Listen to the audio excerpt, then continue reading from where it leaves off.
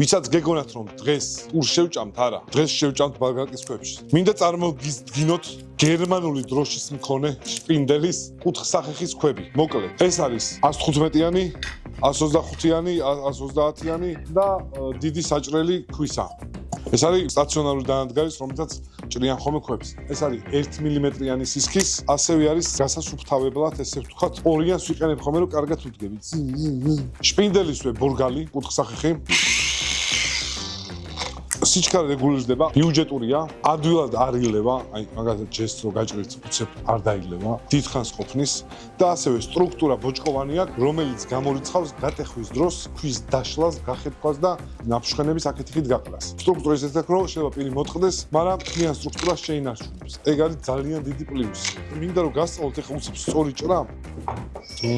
მაგალითად, გვაქვს ეს მილ კვადრატი. შეიძლება დაწევოთ, რომ რამე კაი არ იყო, მაგრამ ეს უსაჭირო არის. 10 ხოდიდან უნდა გამოვიჭრა ესე თუ. ეს არის მეტალის ფანქარი. აი, ავიღოთ ეს მაგალითად. გონიოს ვადებთ და 45 გრადუსზე, ამას როგორც კი მოვადებთ, 45 გრადუსზე გავუსმევთ. მე აქედან ჩააჭრით ამას. ესე. ამას ისე 45, ანუ ეს სრულად უნდა დაიცვათ ეს მიმდევრობა, თუ მინდათ რომ 45-ზე თუ არ გაქვთ დანადგარი, ზუსტად გაჭრათ რა. აი ეს. დავამაგრებთ და ვიწყებთ ჭრას.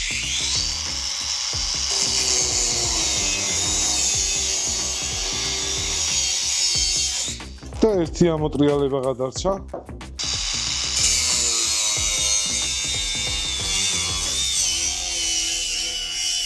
თავარ ეს რომ არ დააწვეთ და ძალით არ ურტყათ. ნებანება ყველივით გაჭრის.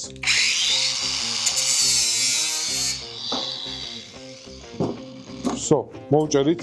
This is 45 გრადუს. ზუსტი ჭრა, ვისაც ესე რომ ადუღებთ ხოლმე, აი ეს არის, ეს 45-ია, მაგრამ აი ესე რომ ადუღებთ ხოლმე დაგრჩებათ, მაგას ჯობია რომ აი ესე გონიოთი, მორჩა, მიადუღოთ და ვსო, ზუსტი კუთხე გაქვთ. ამას მე ამას რომ დაუდებთ. გაამაგრებთ. ესე, მეცადე. სამაგრები, ეს არის თოლსენის სამაგრი. რომელიც მართლა დიდი ხანია მაქვს და აი რა ვიცი. ნუ არ კი დიდი ზომის ხვებით.